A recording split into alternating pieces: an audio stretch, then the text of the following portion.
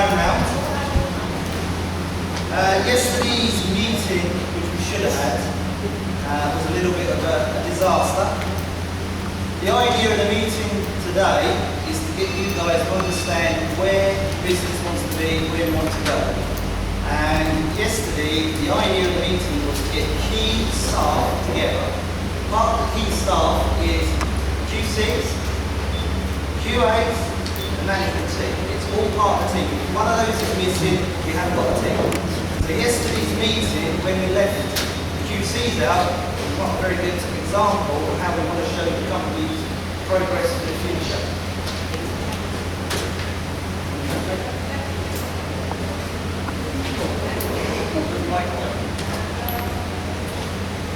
Trước hết là cảm ơn mọi người đã có mặt trong ngày hôm nay. Tại vì cái buổi họp ngày hôm qua đó nó không được thành công. Lý do là vì có những thành phần chìa khóa, thành phần quan trọng đáng lẽ phải có mặt là đội QA, QC và những người quản lý chất lượng để mà tiến hành cái việc kiểm soát chất lượng trong tương lai thì là không phải. Thì hôm nay mình tổ chức lại cái buổi họp này để thực hiện cái việc đó. Okay, obviously you guys have seen me walk around the factory a few times, in and out of the factory, just looking about. I will say, when I first come here, it was on the back of a visit, so everything was 100% how it should have been. But then I started going into the factory after and started finding a lot of faults which shouldn't have been there. Now, we're a technical team, technical department here, and there's a lot of things we noticed which shouldn't be there, which I started picking up in the factory.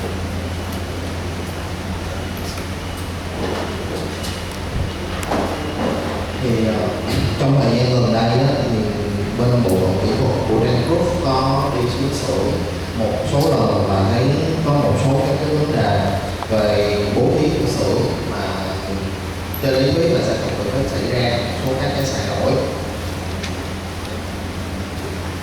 Okay, but moving forward, so obviously the issue yesterday, been and done is dealt with. Not going to worry about that, that's in the past.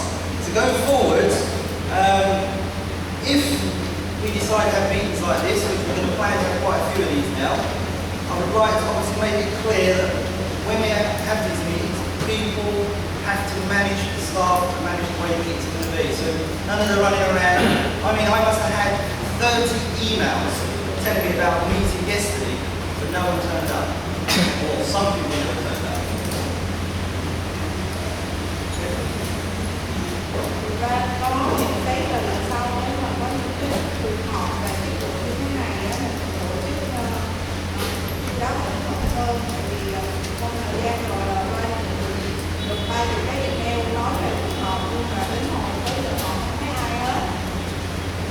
Okay, I've had quite a few meetings with Mr. Ho, and we both agree that the company is in a very good situation, but we want to take it to the next stage.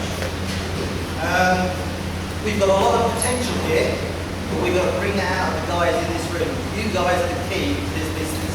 Not just me, not just Mr. Trang and the management, it's you guys. On the floor, the guys behind all the paperwork.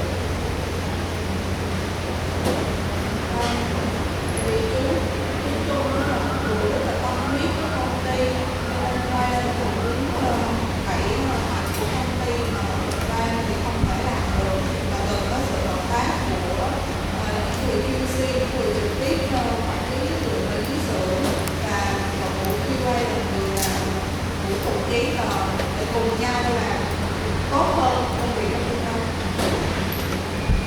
What we Mr. Ho decided, what we want to do, is we want you guys actually making a lot more decisions for yourselves. We're here to guide you, but we want you guys to actually contribute to the business and the future of the business, and the future of training. Mình ở đây không phải là để mình ở đây là để hướng dẫn mọi người làm như thế nào. Tại vì theo như đây nói trước là mình không muốn chỉ là một công ty thực phẩm bình thường ở Việt Nam, mình có một công ty thực phẩm lớn nhất không chỉ ở Việt Nam mà là công ty thực phẩm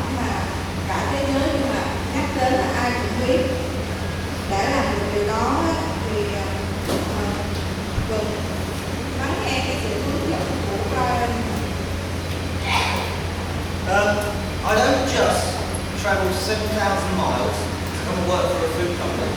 What I want to do is I want to work for a food company in Vietnam that is actually better than the rest. Now the idea being Mr. Trang want to do is we want other companies in Vietnam to look at us and benchmark how we perform with how they perform. We don't just want a certificate. Everyone can have a certificate on the wall. We want to make sure we've got a system behind that certificate that works.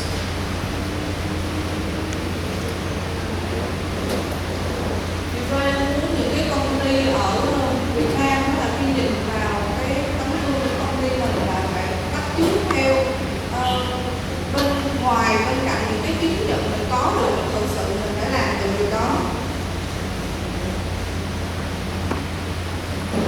Okay. What I have noticed is a lot of dedicated staff. What I mean by that is a lot of you guys don't realise what you are contributing to the business. But the problem is we as a management team, guys at the back, Mr. Frank, myself, we want to push you guys. We want to push you guys to get your abilities out. We want you guys to be the next managers of this company. Hiện tại công ty mình có những cái thành viên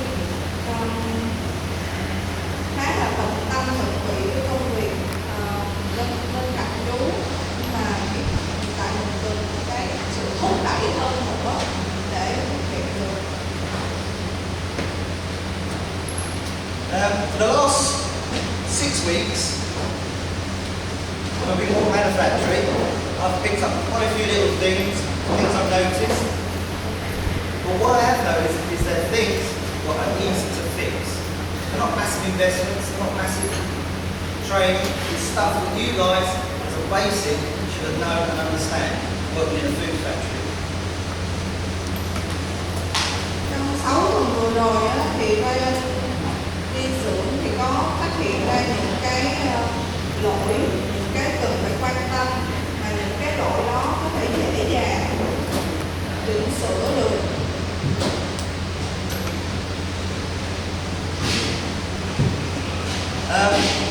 The technical system here, I've looked at that, little bits here and there, and it's very good. It's written very good. Ms. Chung and the QAT have done a good job on that.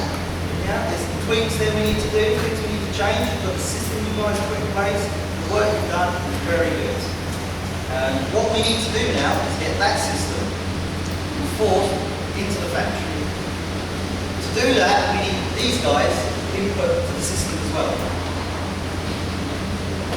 Thì trong thời gian vừa qua thì Brian có xem xét qua cái hệ thống quản lý chất lượng của công ty mình, thì Brian có nhận xét là hiện giờ bộ phận quản lý chất lượng là chị Trân và các bạn ở phòng QA đã làm việc rất là tốt cho cái hệ thống tài liệu, các cái quy trình quản lý của bên phía hệ thống quản lý của mình. Và cái điều mà chúng ta cần cải tiến tiếp tục đó là đảm bảo các cái bạn ở bên nhóm QC hiểu rõ được tất cả các cái quy trình đó, áp dụng được các cái quy trình quản lý của bộ QA đúng ở dưới xưởng để đảm bảo là tuân thủ đúng tất cả các cái quy trình nội bộ cũng như là yêu cầu phát triển. So everybody in this room has a part to play. Simple as that. A few examples when I was in the factory, and I'm not sure who it was, one of these ladies over here probably. I was in the factory and they were using a pen. One of these pens. And what the young lady did, she seen me coming in the factory and she hid it under the table. Why she hid it under the table? Don't know. I work for you guys. I work for this company as well as you guys. If that girl has got an issue with this pen, she should be raising it. She should be asking questions. Why am I using this pen? I'm not in trouble. I'm doing a job that you guys or someone's asked me to do. So it's things like this which concern me because we've got guys that are very shy. I'm not here to be an ogre. I'm not here to tell them off. But we need to provide those guys with tools to do their job. Thì một trong những cái vấn đề mà Brian thường thấy trong khoảng thời gian gần đây đi xưởng đó là cái việc mà mình dùng những cái cây viết loại thường viết ở trên văn phòng, thay vì là dùng cái loại mà được khách hàng yêu cầu là hãy qua dọn kim loại. Và một trong cái việc mà em thấy là khi mà có một bạn QC thấy ông ấy ước đến thì bạn ấy giấu cái chữ viết đi, thì cái việc mà Trang quan tâm là nếu như mà mọi người không có đủ viết hoặc là có vấn đề gì với những cái viết thì vui lòng báo với lại cái bộ phận có liên quan để đảm bảo mọi người cung cấp những cái công cụ cần thiết để làm đúng cái công việc của mình. Và đó là cái chuyện mà Trang mong đợi, chứ còn không phải là ở trên chỉ đi xuống để bắt lỗi mọi người, tại vì mình là một đội và cái mục tiêu của mình là thỏa mãn được yêu cầu khách hàng. So, going back to QC, QAs. QC is a system. Obviously, you've got a little notes in front of you, and it's something I put together, and that will give you an idea what a QC function is, what concerning QC and QA. The QA function is a system you put in place to monitor, to audit. The QC is the person who's making sure the system that you guys, the QAs, have put in place is working. So these guys over here who are monitoring your system are one of the major keys to the business, to the company. If these guys are not doing their job properly because we're not providing any resources, that means these guys are going to have problems there. So we need to make sure these guys understand what you guys are doing and vice versa. You guys need to understand what these guys are doing. Trước buổi họp, bên phòng QA đã phát cho mọi người một cái bản nốt về chức năng của bộ phận QC và bộ phận QA. Thì tóm tắt lại, bộ phận QA là bộ phận sẽ tạo ra những cái quy trình để đảm bảo và thỏa mãn được yêu cầu khách hàng, cũng như là quy định về pháp lý. Bộ phận QC là bộ phận sẽ đảm bảo được cái hoạt động ở dưới xưởng tuân thủ đúng tất cả những cái yêu cầu của QA. So it comes back to these guys on the floor are the ones who actually putting me in a job, you guys in a job. If it wasn't for these guys on the floor packing away, packing the product, checking the product's okay to go out to the customer, then I wouldn't have a job, and most of you guys here wouldn't have a job. We wouldn't have come to sell. So what we need to do, and what I'm getting at is, I see a lot of intimidation downstairs, I see a lot of nervousness. Yeah? We've got to change that culture. I understand Vietnamese is a totally different culture than the Western sides, but we are selling the majority of our products, the majority of our money being made in the Western market. So when I go downstairs and I see these guys hiding behind their desk, running around when they see me around the corner, it worries me. Because it says the message to me, these guys are worried that I'm going to pick something up and I'm going to get in trouble for it. I'm not here to give anyone any trouble. I'm here to make the system work. And that system is what we put in writing, what we enforce into the factory. Thì chức năng của bộ phận QC là một chức năng quan trọng trong cái quá trình đảm bảo cái chất lượng sản phẩm, đặc biệt là trong cái quá trình sản xuất đóng hàng. Thì trong quá trình đi xưởng ra em thấy là cái độ QC của mình còn khá là rụt rè, và mọi người có xu hướng là chạy giấu những cái thứ mà mọi người biết là nó có vấn đề. Thì Trang muốn thay đổi cái văn hóa đó, tại vì hiện giờ đang xuất hàng, đang kinh doanh với lại thị trường châu Âu, và cái yêu cầu của thị trường châu Âu thì nó khác hẳn so với Việt Nam, cho nên là Trang muốn thay đổi cái việc đó và để đảm bảo là mọi người làm đúng cái công việc của mình. Trang không có xuất hiện ở đây với cái tư cách là để gây ra bất kỳ cái trở ngại gì cho cái công việc của mọi người cả, chỉ cần yêu cầu là mọi người làm đúng cái công việc của mình. So what we are committed to do as a business, Mr. Ho's agreed with himself, that we're prepared to train and invest in you guys. So we don't want no one to sit back and feel they can't come and speak to us. Now I have always worked with an open door policy. Don't care if you're the managing director, the senior manager, and person working on the floor. My door will always be open to anybody who wants to talk to me about something. Mr. Chambers as well, he's agreed with me on that. He is going to be exactly the same. He wants his management staff to be an open door policy as well. So anybody from the factory, person on the floor packing a piece of product, to QC, QA, whatever, come and talk to us without feeling intimidated. This is where we've got to move the business forward. We've got to get away from the hierarchy we're all part of the team now. If one part of that team is missing, then the team's not working and we're not performing correctly. Nhưng mà làm gì câu hỏi hay thắc mắc gì đó thì phải liên lạc trực tiếp. Bởi bây giờ mình là cùng một đội, không phải là phân cách nữa, là với sự đồng ý của Chúa là mình phải làm việc chung với nhau. Có bất kỳ sự cố gì xảy ra thì phải cùng nhau bàn bạc thảo luận. Okay. So basically, going on to a technical concept about keeping the customer happy, doing the procedures, doing the controls. It's a lot more. It's not just the cleaning of the factory, microbial side of the factory, or foreign body contamination. It's all basic food hygiene requirements which every one of you probably know. If you've not been on a course, it's just common sense. While I've been going around the factory, I've picked up quite a few issues. And I want the team to go through a few of these issues, which are basic issues, which I can't understand why I went around the factory and picked up. It's lucky I go around and pick it up, and not a customer. But we had a recent visit by JS, who are one of the biggest retailers in the UK. And when Scott come round, I recommended the company about a week. What he actually picked up shocked me.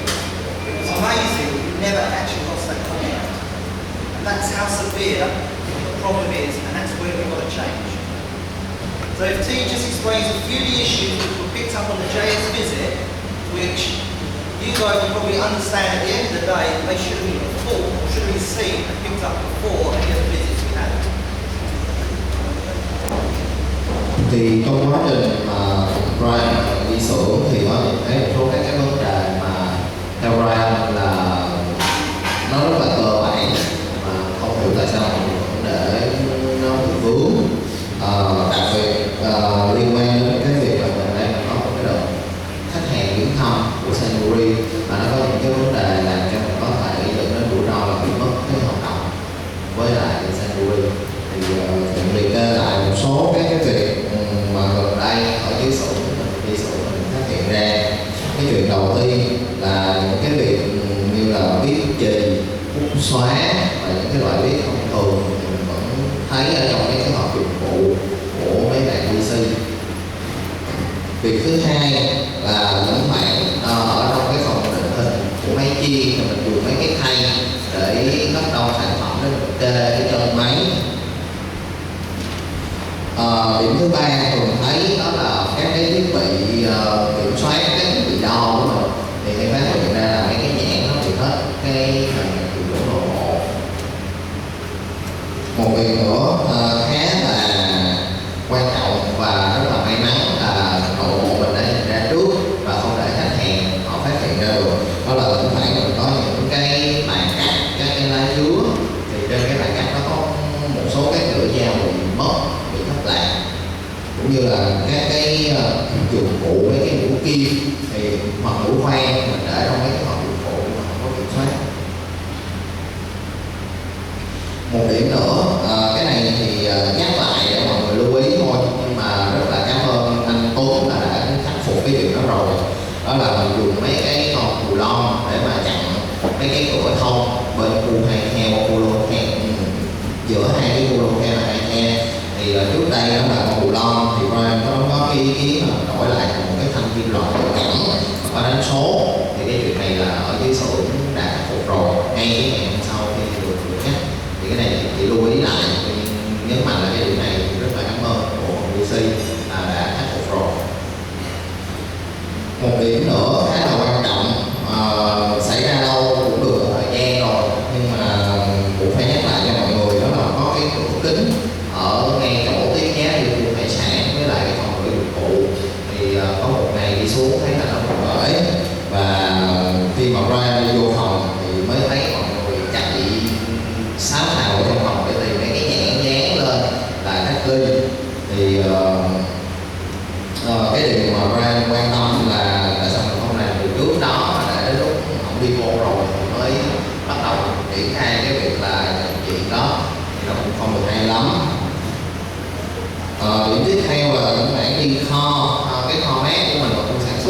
có những cái thay nguyên liệu mình đã chuẩn bị sẵn rồi, nhưng mà không có cái măng che hoặc là không có những cái thẻ dạng giờ vào giờ ra của họ.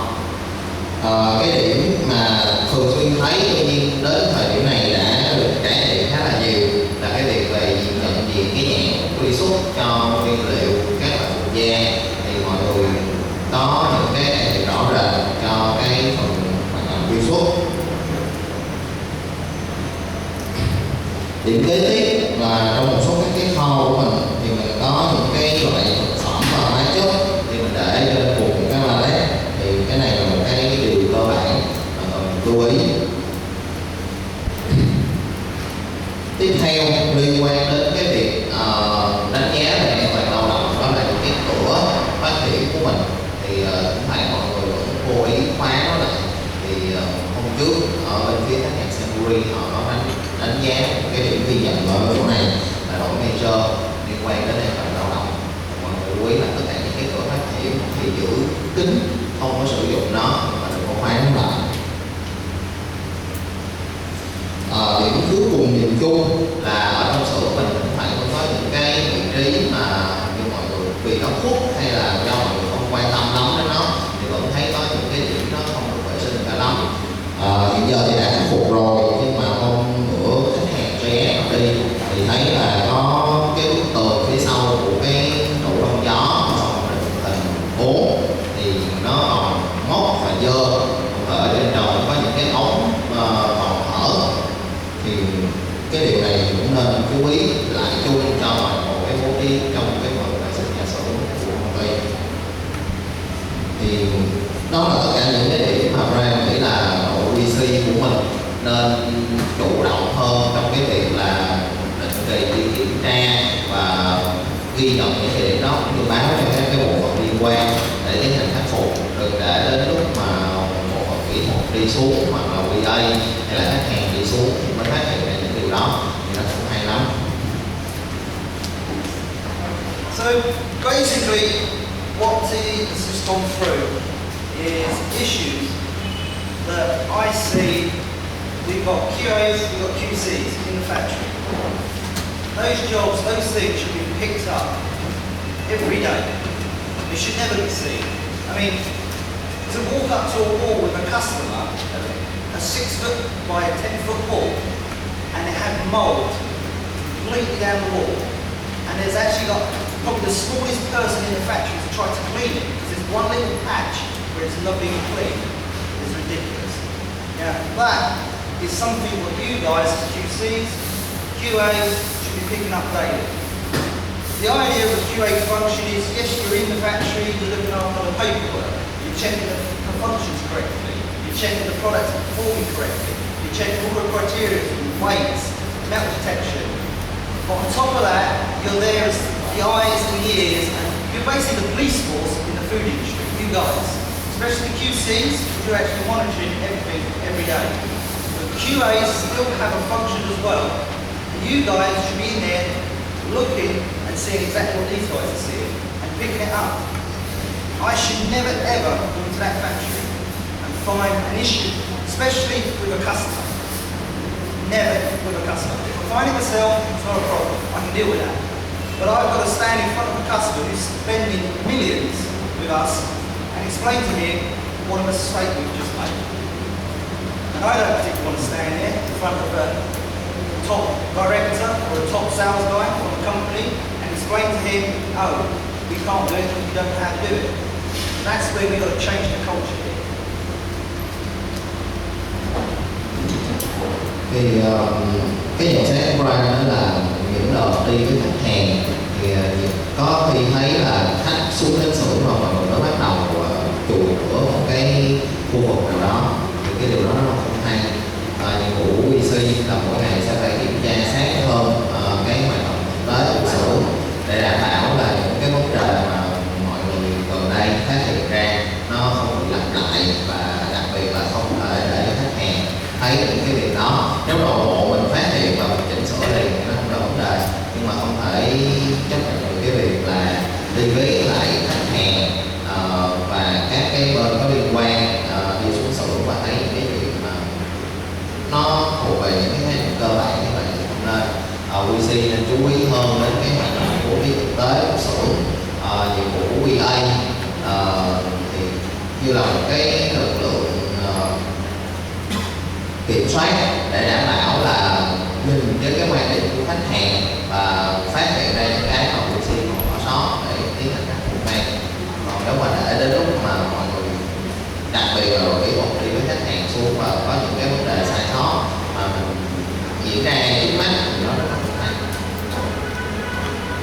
So, moving forward on that, then what we're planning on doing, what we'd like to start doing, is we'd like to start getting the QC and the QA to both understand their jobs.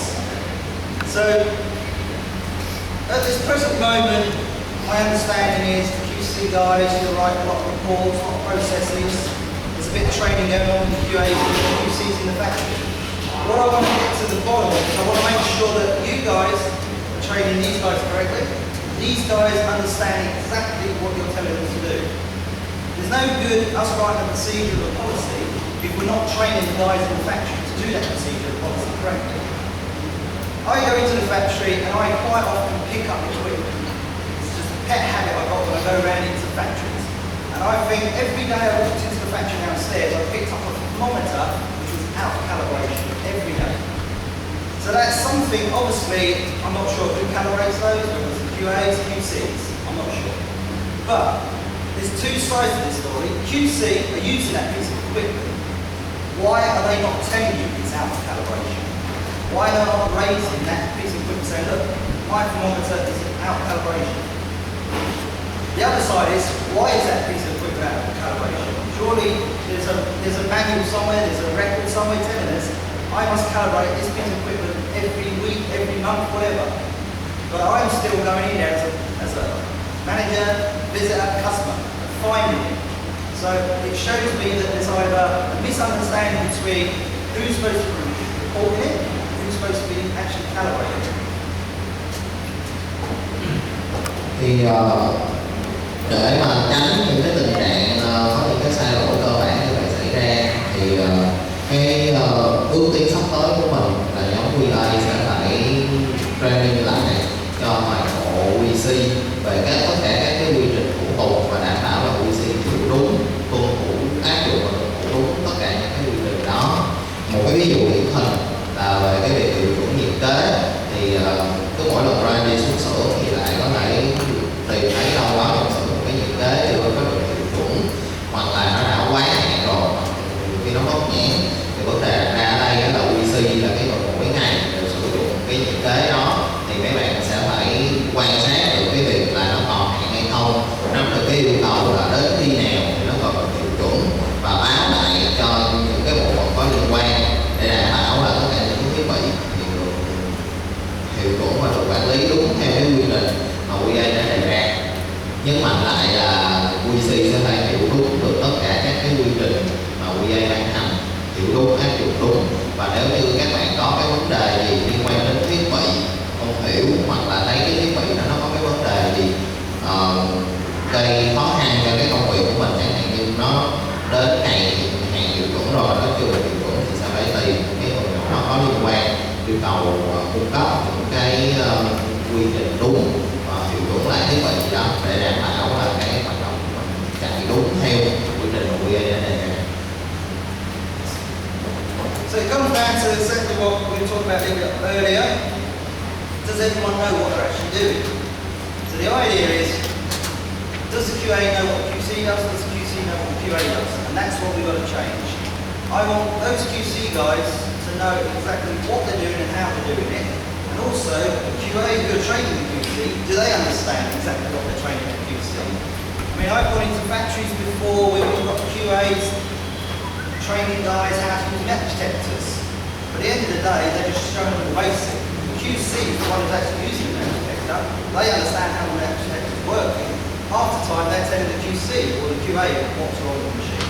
So we've got to get a balance between what's right and what training needs to be given to each side. So if you guys need training to understand your job better, we need to provide that. You guys are going to be training these guys, and these guys need to understand what they're doing is correct. And that's where, as a management here, we need to change everyone's opinion. I've seen a lot of people running around doing a lot of jobs, but I'm not seeing people coming up with ideas or suggestions. What I want to see in the future is I want Mr. Chung and myself to sit back, you guys tell us what you think we need to be doing to help you do your job properly. I don't want you running to Mr. Chung every day saying, oh, I've got this problem, I've got this problem. I want you to go to Mr. Chung and tell her, I've got a problem, I think if you do this, this and this, it will sort the problem out. Thì cái điều mà Brian mong đợi sẽ cải tiến trong cái hệ thống của mình đó là các bạn QA thì training đào tạo lại cho các bạn QC tốt hơn để nhóm QC hiểu rõ quy trình. QC thì trong quá trình hoạt động mà mấy bạn được tiếp sử dụng các cái máy móc thiết bị thì có những cái vấn đề gì liên quan đến trục trặc mấy bạn báo lại như là trong QA để chia sẻ thông tin và đảm bảo là QA và QC hiểu rõ được cái công việc của mình cũng như là cái công việc của cái nhóm còn lại để đảm bảo là không có cái vấn đề không hiểu hoặc hiểu không đúng những cái ý tưởng trong quá trình trao đổi. Cái điều tiếp theo mà Brian mong đợi là khuyến khích mọi người chủ động hơn trong cái quá trình làm việc. Sắp tới trong tương lai định hướng sẽ là đào tạo lại cho mọi người để hiểu rõ cái công việc của mình và cái định hướng cải tiến đó là Brian và chị Trân sẽ không phải có quá nhiều cái việc mà ngồi trong mỗi ngày mà chỉ đạo cho mọi người phải làm cái gì mà sẽ đào tạo huấn luyện mọi người để mọi người khi mà có vấn đề thì tự động có thể đề ra được một hoặc vài cái ý tưởng gì đó để khắc phục và chị Trân hay là Brian hay là bộ phận kỹ thuật ở trên đây sẽ hỗ trợ mọi người bằng cái cách là xem xét những cái lựa chọn đó xem cái nào là tốt nhất và phù hợp nhất thôi. Nhưng mà cái người đưa ra ý kiến khắc phục cái người chủ động trong quá trình điều chỉnh tất cả những cái sai sót ở dưới xưởng sẽ là nhóm QC. Các bạn chủ động hơn trong cái quá trình làm việc của mình hơn là mỗi ngày chạy qua chị Trân ơi chị này chị Trân ơi chị cái kia thì nó cũng có vẻ hơi quá sức với chị Trân, hoặc là nếu mà mọi người chạy qua hỏi bên bộ phận kỹ thuật của group thì nó cũng không hay lắm. Nếu như mà mọi người chủ động hơn thì cái công việc nó sẽ nhanh hơn và vì mọi người là cái người trực tiếp sử dụng thì mọi người sẽ hiểu rõ hơn, nên cái giải pháp nên đi ra từ phía đội QC. What me and Mr. Trang decided as well, what we would like to obviously put across to you guys is we want to build people within the factory to be the next management here. This is what Mr. Trang has committed himself to doing. I will back him, support him wherever I can with training, helping out. If we got staff who are willing to learn and commit themselves, we're willing to put investment into those guys. I mean, we've even talked about sending people overseas to learn the different cultures, bring them back to Trang and build up the business. So if we see guys who are willing to commit themselves, willing to achieve more than what they think they can achieve, better themselves, we are very happy to support them in any way that Trang can.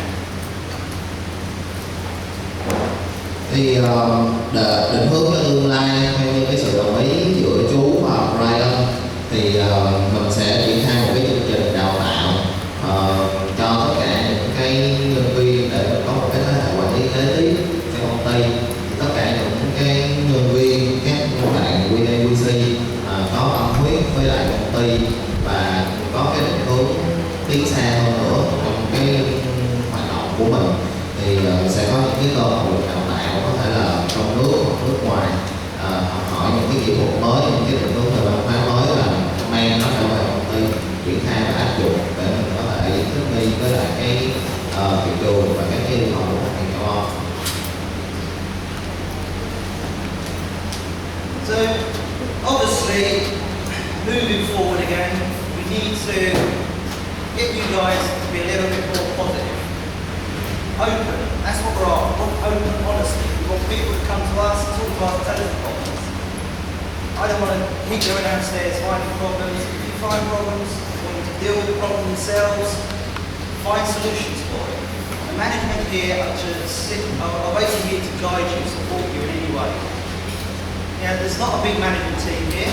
We want you guys to now step up, become the next managers, and start giving us ideas how to move the company forward. Thì trong tương lai, Brian mong đợi là mọi người sẽ hoạt động với một cái xu hướng chủ động hơn và cởi mở hơn. Nếu có bất cứ vấn đề gì, mọi người thông báo và chủ động đưa ra những cái giải pháp để trong tương lai mình có một cái thế hệ quản lý kế tiếp cho công ty. Tại vì hiện giờ cái nhóm quản lý của mình ở đây cũng không nhiều và các bạn VLC là cái người trực tiếp mỗi ngày hoạt động, thì cái người đưa ra giải pháp tốt nhất là mấy bạn. Còn bạn quản lý thì chỉ đóng cái vai trò là cái người tư vấn và lựa chọn lại cái giải pháp nào mà tốt nhất cho cái định hướng phát triển tương lai của công ty. Mà đâu đợi là các bạn VLC là những người chủ động phát hiện ra vấn đề, chủ động đưa ra giải pháp để xử lý cái vấn đề đó. All I have to say now really is basically, yes, I'm a new guy to the company. My job's changing quite rapidly every day. But one thing I do give my commitment to the business. Now, as I said earlier, I don't travel 7,000 miles to come here to turn around and go home broken person. I've actually got to change my plans now. I'm actually travelling back to the UK next week, coming in December with some retailers from Australia. So I'll be flying straight back over for a 2-hour meeting and then flying back. So in 2 days, I'm doing literally about 26,000 miles of travelling. That's the commitment I'm prepared to give this company. Now, I've got a family, I've got kids still back home. I've not seen them for 2 months, but I'm committed to bring my family here, and I want to see a company. I see a company which is going to grow. I've got a lot of potential, and I see a lot of potential in the business. I want us to be the company that everyone looks at in Vietnam and says, that's the guys we need to be like. That's the guys I want to be. I've got 25 years experience in the food industry. 18 years of that I've spent in technical. I've worked from the bottom, I've worked to the top. You know, I can understand people going to college, university. To me it means you can read a book. I want people who are proactive, precise, people who can make decisions, working alongside me to change the concept and change what trains is. Yeah, I want builders to be the best. Mr. Trang has given me 100% support on where he wants to take the business. I see a guy who's very passionate about his business and his company, and I see where he wants to take the business. I believe that I want to be part of that and move the rest of you guys with the company.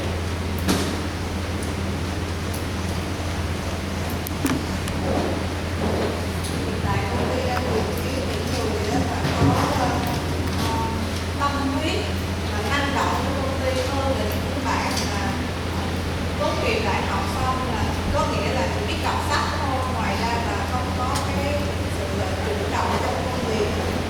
Brian là đi 7.000 mai đến đây cùng với sự nhiệt huyết của chú, nên là muốn cần tìm những người mà có tâm huyết với công ty cũng như vậy luôn.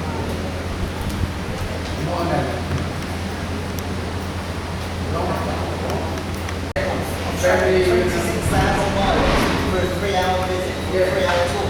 That's my commitment. My family, my kids, still at home. Yep. Thì đối với bản thân Brian thì ông ấy đã có một cái cam kết với công ty bằng cái việc là đi một cái đoạn đường rất xa từ Anh Quốc qua đây để làm việc và mang cả gia đình qua đây. Với cái việc là sắp tới là có một cái đợt khách hàng khá là lớn của Úc qua tham quan nhà máy đồ Cuộc, thì ông ấy sẽ phải bay đi bay về trong một cái khoảng thời gian rất ngắn và một cái đoạn đường rất dài. Đó là bản thân cái cam kết của Brian đối với cái sự phát triển của công ty. Và hiện giờ thì về gia đình của Brian là đồng ý là mang cả gia đình qua bên đây để sống, cho nên là ông ấy trông đợi một cái sự gọi là cam kết và nhiệt huyết giống như vậy từ tất cả mọi người cho cái sự phát triển của công ty về tương lai và về trước mắt. Đó là cái sự chuẩn bị tốt nhất cho cái đợt khách hàng sắp tới họ qua tham quan nhà máy mình, là khách hàng của Úc. So basically, moving forward then, we need to get you guys to be a little bit more proactive, less shy. I don't want to see shyness in that factory anymore. If I come in the factory, I want you to be open to me, speak to me, don't run around like I'm the Englishman. I'm one of you guys, I work for you guys. I'm here to help you out, support you. If you want questions answered, I'm here to give you those answers if I can. Same as Miss Trang. She needs to start letting you guys manage what you're doing. Yeah? There to support you. That's what we're here for, to support you guys. Same as you guys. Yeah? We want you to now step up, telling us your problems, your issues, anything you've got in the factory. Let us know, tell us about it. We will try and fix it. We will try and support you moving forward. So that's about it all I need to say at the moment. I think if you've got any questions you want to ask me. Openness. Speak to me. I'm human. Thì cái ý tưởng của ra là mong muốn mọi người chủ động hơn trong công việc, đừng giấu giếm bất kỳ chuyện gì nếu có sự cố.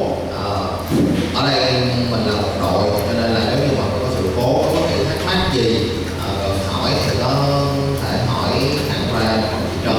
Và cái nhiệm vụ của nhóm management ở đây là cho mình cái sự lựa chọn, cái sự tư vấn cái gì là phù hợp.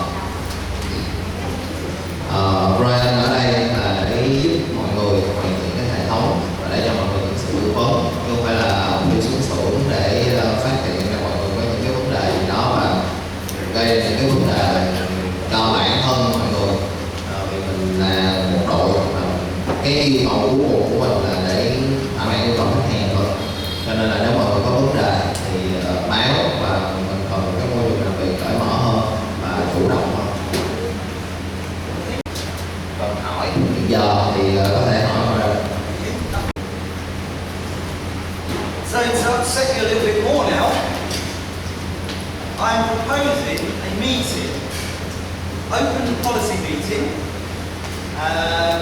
I will arrange it at some stage, and what I would like is to start with the QCs first, and once a week, whether we use a representative from the QC department, where I talk to every single QC member, I will have a chat with them, and I just want to find any issues, any concerns they have. Once I spoke to the guys in the QC department, I'm going to do exactly the same in the QA department. The idea is I want to get an understanding where you guys feel you are in business. I don't see you as QCs, QAs, I see you as a colleague. I don't have a hierarchy, I just have a working colleagues. Thì sắp tới Brian muốn có những cái buổi nói chuyện mang tính chất là cởi mở hơn với lại tất cả các bạn bắt đầu là người trong QC, và định hướng là mỗi một lần thì có thể là gặp đại diện của các bạn QC hoặc là tất cả các QC. Thì cái chuyện đó là mình sẽ bàn sau, nhưng mà trong những cái buổi họp thường như vậy thì Brian muốn là nếu mà mọi người có những cái vấn đề gì liên quan đến hoạt động nhà xưởng thì mọi người trao đổi một cách thẳng thắn và cởi mở, và tiến tới là sẽ làm cái hoạt động tương tự như vậy đối với nhóm QA. Thì ở đây cái định hướng sắp tới của mình là tạo ra một cái môi trường làm việc cởi mở hơn và trao đổi thẳng thắn. Ra không coi mấy bạn là QA, QC và mới là sếp, mà có một cái định hướng là tất cả mọi người là đồng nghiệp với nhau, cho nên là có vấn đề gì mọi người trao đổi một cách cởi mở và thẳng thắn. Vậy hồi nãy giờ chắc quý vị mà đang nghe các anh nói rõ tất cả những cái gì định hướng trong tương lai của công ty. Với tư cách là một người trong công ty, tôi đã ủng hộ cho anh 100% cái định hướng mới. Cái định hướng mới là tạo ra một cái đội ngũ mạnh, tự tin, làm việc có bài bản, nhất là đội ngũ QC sẽ dành rất nhiều thời gian và tiền bạc để đào tạo được QC. Đó là cái mục tiêu trước mắt. Sau đó mới song song cái đó mới làm được đội ngũ. Vậy thì bây giờ đội ngũ QC nếu có cái gì cần phải thắc mắc, cần phải yêu cầu, mạnh dạn để nói lên. Brian ta chẳng nghe. Brian về đây mục đích là Brian hướng dẫn chỉ vẽ của quý vị, chứ không phải Brian về đây để bắt quý vị phải làm việc này làm việc kia, phải là như là cái người khách sạn, phải không phải, và sẵn sàng làm việc của quý vị. Và mỗi tuần tôi yêu cầu Brian phải có những buổi họp để hướng dẫn QC hàng tuần trực tiếp, và đồng thời tôi cũng cho phép QC có bất cứ cái khiếu nại gì hoặc thắc mắc gì, có chỗ này gì cứ làm việc thẳng với cái đội ngũ của Trang Group ở đây, cứ lên chuyện thẳng và đề nghị thẳng nếu thấy có những trận này đó đề nghị và tôi muốn phải nắm rõ. Vậy thì tôi hy vọng rằng với sự thay đổi bây giờ, với cái sự quyết tâm mà tôi phải thực hiện cái bằng được sắp tới, tôi hy vọng là các bạn là những người sẽ là nòng cốt trong cái xây dựng này. Tôi sẵn sàng đầu tư thời gian, tiền bạc để đào tạo có một đường đó ở cái tầm không phải là cái tầm ở trong Việt Nam mình, mà cái tầm đó phải tầm quốc tế, và đây là cái mong muốn. Và tôi tin là mình làm được, tôi tin là mình làm được. Chỉ có các bạn đừng có rụt rè, thay đổi cái văn hóa rời rạc, thay đổi cái văn hóa dấu diếm, thay đổi cái văn hóa nó gọi là nó gọi là cái dùng cái chữ là đối phó, bỏ cái văn hóa đi. Bất cứ gì làm được này, yes tôi làm được, không sorry tôi làm không được, bị lỗi sorry tôi bị lỗi, và bắt đầu học từ đó, đó là nhiều và tôi mong muốn việc. Ok, bây giờ để thực hiện cái việc đó, cái đội ngũ QC chủ lực, có ai có thắc mắc cái gì thì đặt câu hỏi. Đây là một cái điểm để tôi chấm điểm, năng động, tự tin để làm việc đó. Và tôi cam đoan quý vị rằng không có ai ở trong công ty này có quyền chèn ép quý vị. Nếu quý vị không giải quyết tôi thì tôi sẵn sàng giải quyết. Và cùng lắm tôi đã hứa với lên chắn này, cùng lắm tôi xuống với làm trường PC, và tôi hứa tôi sẽ làm. Vậy thì tôi cho cơ hội quý vị cứ nói thấy cái gì thắc mắc, cái gì cần phải hỏi, yêu cầu mình phát biểu đây. Đây là cơ hội để tôi chọn người. Đó, bây giờ ai còn phát biểu gì cứ phát biểu đây. Được một năm cái đội ngũ QC của mình đó không phải là thiếu kiến thức hay là thiếu về chuyên môn, mà cái chính mà cái của mình cần khắc phục là cái mình phải làm xây dựng lại cái nền nếp một cách đồng bộ, không những đội ngũ QC không mà cần tất cả mọi người cùng hỗ trợ QC để làm cái việc này. Ok. Muốn nghe rõ hơn cái chuyện là xây dựng cái này nếu đồng bộ, em đang nói cho QC team hay là nguyên cả xưởng sản xuất? Dạ, mình có thể thay đổi được, không thể nào có những việc mà QC không thể giám sát hết. Mình phải đào tạo từ ý thức của công nhân, từ cái dây chuyền sản xuất, phải đi theo một cái sự chuyên nghiệp. Một ví dụ Về cái viết sử dụng, nói như ra tức là công nhân, tức là tụi em có biết cái viết này không được sử dụng, nhưng mà tại sao vẫn sử dụng? Khi mà ra xuống là tụi em lại giấu, tức là vẫn biết nó sai. Rồi mình cái chính của mình đó là mình phải đồng bộ lại, làm từ gốc rễ, tức là mọi người đều thay đổi hết, đều sử dụng cái này hết. gói gọn trong khuôn khổ của QC mà QC biết là theo biết đó không được sử dụng trong hãng, bình thường không được sử dụng trong hãng, nhưng mà mọi người vẫn sử dụng và mặc nhiên chấp nhận nó thành văn hóa đó, có nghĩa là một cái lúc sử dụng. Đây nói này là cho cái phần QC, đây là tất cả để cả tổ trưởng trong hãng đều dùng cái bình thường này. Thì ra cái ví dụ để mình đã nói về cái đúng là cái văn hóa, giống như là Brian cũng như nhấn mạnh vào cái văn hóa hay ở cái văn hóa suy nghĩ. Yeah, like I said in the meeting, you guys are the police force. Yeah, you're the police force of the food industry. That's it. QC, QA, you're like the police force. So if you know it shouldn't be done, you're in your full right to say to that operator, you shouldn't be using that pen. Yeah? That's up to the management then. If that operator turns around and says to you, no. Yeah? You report it to your senior needs to deal with it. You are our ears and our eyes in the factory. Xài viết không đúng là em phải báo cáo với cấp trên liền. Không, Ok, theo như chị nghĩ và chị nghe thấy những gì em nói á, thì vấn đề đây, khi vấn đề đây là QC phải là người kiểm soát hết, ra là nói đúng, kiểm soát hết những cái quy định mà để chúng ta an toàn trong cái sản phẩm của công ty. Cái này có thể là ngoại vật đúng không? Nếu là vậy. Tuy nhiên quy trình giải quyết như thế nào? QC report, cái trưởng QC hoặc QA, hiện giờ QA đang làm quản lý QC. Tuy nhiên bên đội ngũ quản lý phải là người chịu trách nhiệm cung cấp đầy đủ những cái vật dụng để người ta có thể thực hiện đúng những yêu cầu quy định của mình. Thì cái đội ngũ quản lý đã bao giờ quan tâm đến cái chuyện đó chưa?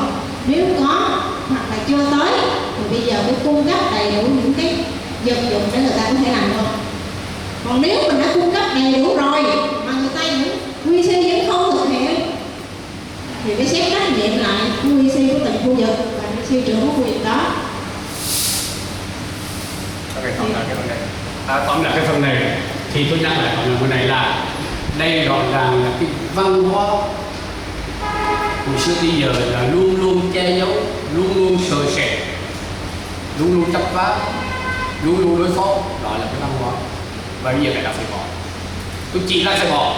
Nếu tôi là QC, khi tôi nhận cái việc này và tôi thấy cái việc này không đúng là tôi không nhận. Cho dù người đó là ai đưa cho tôi không nhận. Và tôi yêu cầu ai là người đưa cái việc cho tôi là cái người đó phải trả lại cho người ta. Đó là việc đầu tiên. Việc thứ hai, cái lỗi thứ hai là lỗi của management team. Tôi không biết cái này thuộc bay để phá mất cái bộ phận cái mua hay là bộ phận QA, tôi không biết. Nhưng mà rõ ràng đây là cái lỗi của những người cung cấp cái việc, hai cái lỗi. Vậy thì trở lại vấn đề, cái lỗi đầu tiên là lỗi QC. Tôi hy vọng là lần sau QC không làm chuyện đó được. Đây là tôi muốn thay đổi cái văn hóa đó. Văn hóa này tôi đã làm, tôi thấy cái chuyện này sai, tôi sẽ không làm, không sợ ai hết. Nếu trường hợp mà ai chèn hết, ai nói gì nên bảo với các lãnh đạo. Trước mắt là đội ngũ này. Thứ hai, tôi lên công tung lắm, vẫn không nhận được bảo với tôi. Là cái văn hóa tôi muốn thay. Cái lỗi kế tiếp là cái bộ phận cung cấp cái biết, là cái bộ phận đó phải chấp nhận cái lỗi đó, và tôi yêu cầu tôi lên bắt đầu thực hiện tất cả những quy định đó để làm rõ vấn đề này. Ok, bây giờ rõ ràng chưa? Đồng ý cái cách trả lời như vậy không? Ok, tiếp tục. Có ai thắc mắc là tiếp tục.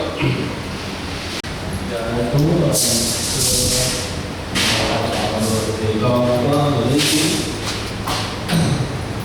như là bộ VC QA thì có thể là có nhiều việc lý sửa thì họ sẽ không quản lý và trực tiếp từ công nhân được. Ví dụ như là họ sẽ quản lý nhưng mà cần sự hỗ trợ của tổ trưởng. Nhưng mà theo con nghĩ thì tổ trưởng mình là cũng là hỗ trợ cái phần chất lượng, không phải đi mình quản lý con người không, cũng biết về chất lượng mình cũng quản lý luôn.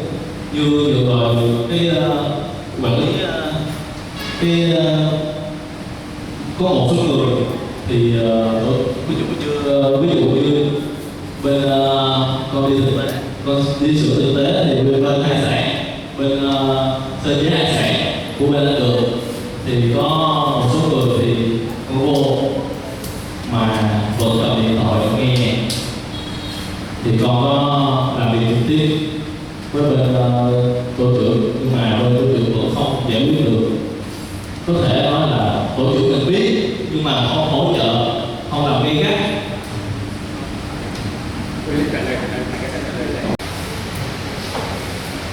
Alo, thì cái vấn đề đó nếu mà chị á quy trình thì phải làm sao? Nói chuyện tổ trưởng không được, nói chuyện với anh quan quản đốc để xử lý cái này. Còn hỗ trợ đúng là nói gì nhân sự về con người thì phải nói chuyện với lại tổ trưởng, xong rồi nói chuyện với anh quan, nếu mà anh quan không giải quyết được thì phải hành chính nhân sự rồi. Dạ. Thì ý của với là ý thức của tổ trưởng mà sẽ gọi là hỗ trợ cho quy sư, quy số hỗ trợ cho tổ trưởng. Nhưng một số người cũng có tổ trưởng với những cái người mà phụ tổ trưởng cũng có biết là như anh đi xuống mắt một số người đi ra ngoài vẫn có một bảo hộ. Các bạn tóm lại các bạn hiểu được cái con trách nhiệm đầu tiên cái lỗi là của QC.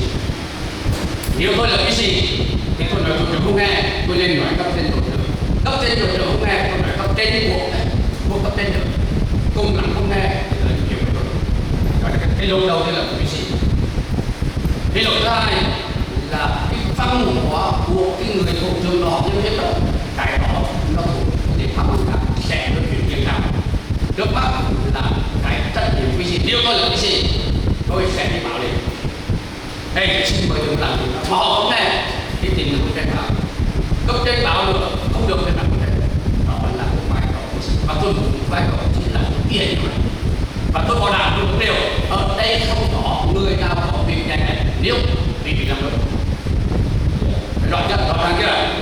Ok, và anh tiếp tục.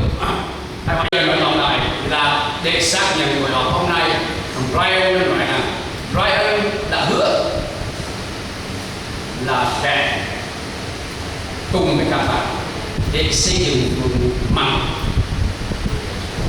mà không phải cái tầm của Việt Nam mà phải tầm quốc tế. Và tôi tin chắc chắn rằng người Việt Nam mình làm được, nhưng mà phải thay đổi cái văn hóa, thay đổi cái tư duy về cái việc đó. Ví dụ ngày hôm qua họ đó là một cái văn hóa không thể chấp nhận được, phải thay đổi ngay từ bây giờ và bắt đầu từ thay đổi. Công ty sẵn sàng đầu tư tiền, đầu tư thời gian công sức để xây dựng cho các bạn. Các bạn nào đi theo con đường đó thì sẽ cùng đồng hành với công ty. Các bạn nào không đạt được đường đó thì không thể đi đồng hành với công ty. Đó là những gì mà tôi muốn phải hôm nay. Vậy thì cảm ơn có buổi họp hôm nay và bắt đầu triển khai cái đó. Có lẽ thời gian thì có lên sắp xếp để bắt đầu áp dụng triệt để cái chuyện đó. Đó là những gì mà tôi muốn hôm nay. Mục đích chính là thay đổi cái văn hóa, thay đổi cái tư duy và mạnh dạn để nói lên những gì mình đã làm đúng, bỏ là cái gì mình đã không làm đúng thì phải thay đổi. Không có giấu giếm, không có đối phó, không có lá và không có cái lời sẽ cao đó. Đó là cùng thay đổi cái suy nghĩ trong cái đội ngũ PC trước mắt mà phải nhất quyết đào tạo đội ngũ PC. Hàng tuần Brian sẽ bỏ ra thời gian để kiểm tra và dạy huấn luyện quý vị. Học tập sẽ được tổ chức để cho dạy cho quý vị. Tiếng Anh sẽ có tập thầy để dạy cho quý vị. Đó là cái gì phải đầu tư. Nếu như người nào quyết tâm, người nào có khả năng thì người đó sẽ được gật theo ưu tiên cho đội ngũ PC. Chúng tôi cam đoan là tôi thực hiện kế hoạch đó và kế hoạch đó phải được thực hiện bắt đầu từ bây giờ và còn tiếp tục trong cái hành trình đào tạo của bạn. Hy vọng rằng các bạn đừng có mất cơ hội này. Đó là gì mà buổi họp hôm nay. Ok, thì như vậy là mình chấm dứt buổi họp ha. Rồi mình PC ngồi lại đây và phát tiếp. Ok, cảm ơn quý vị.